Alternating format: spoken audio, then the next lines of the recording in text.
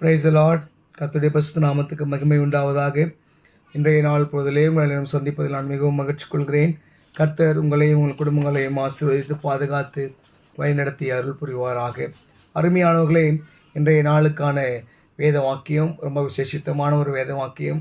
ஆண்டவர் தன்னுடைய பணிகளை நிறைவேற்றி சிலுவையிலே அறையப்பட்டு இல்லையா 3ஆம் நாளிலே உயிர்த்தெழுந்து நமக்கு மன தைரியத்தை உருவாக்கி அவருடைய சீடர்களுக்கான அந்த அழைப்பை கொடுத்து கடைசி காலத்திலே நீங்கள் போய் நான் பரலோகத்து போவதற்கு முன்பதாக நீங்கள் இதை நிறைவேற்றும் வேண்டும் என்று நமக்கு கொடுத்த ஒரு பெரிய ஒரு கட்டளை, ஒரு வேலை. ஒரு சிலர் நாம் அதை செய்து கொண்டிருக்கிறோம், ஒரு சிலர் ஆலயங்களிலே தான் செய்து கொண்டிருக்கிறோம். இதில் அழகாக தெளிவாக சொல்கிறாங்க. நான் வாசிக்கிறேன் பாருங்கள். மார்க்கு எழுதின நற்செய்தி நூல் 16ஆம் அதிகாரம் 15ஆம் திருவார்த்தை. பின்பு அவர் அவர்களை நோக்கி, நீங்கள் உலகமெங்கும் போய் சர்வ சிருஷ்டிக்கும் சுவிசேஷத்தை பிரசங்கியுங்கள். இல்லையா? நீங்கள் உலகமெங்கும் போய் சர்வ சிருஷ்டிக்கும் சுவிசேஷத்தை பிரசங்கியுங்கள். நாம் சுவிசேஷத்தை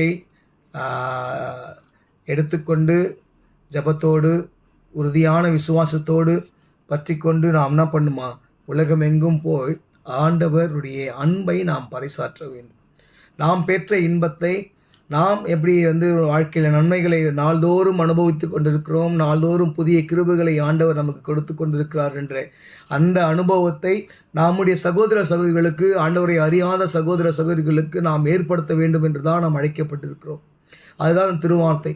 ஆனால் அநேகர் அந்த ஊழியங்களை செய்வதுண்டு.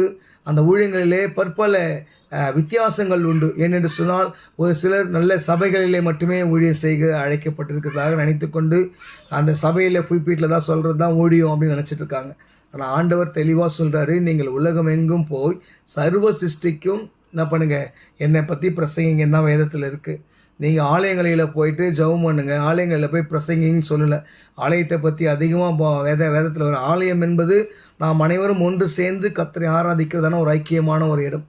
எனக்கு அருமையானவர்களே, எப்பேற்பட்ட ஊழியமாக இருந்தாலும் சரி, அநேகர் மருத்துவ ஊழியங்கள் செய்வதுண்டு, ட்ராக்ஸ் கொடுப்பது உண்டு, சாலை ஓர ஊழியங்கள் உண்டு.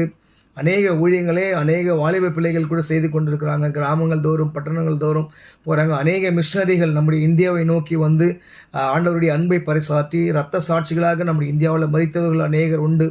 நம்முடைய எங்கே போனாலும் சரி, சோளிங்கர் போனாலும் சரி, இல்லை இங்கே திருவள்ளூர் வந்தாலும் சரி, ஈக்காடு வந்தாலும் சரி, மிஷனரி பெருமக்கள் ஏற்படுத்திய ஆலயங்கள் இன்றளவும் ஒரு ஆலயங்களாக நாம் பார்க்க முடியுது. ஐடாஸ் கடர் ஒரு சிஎம்சி மருத்துவமனை இல்லையா?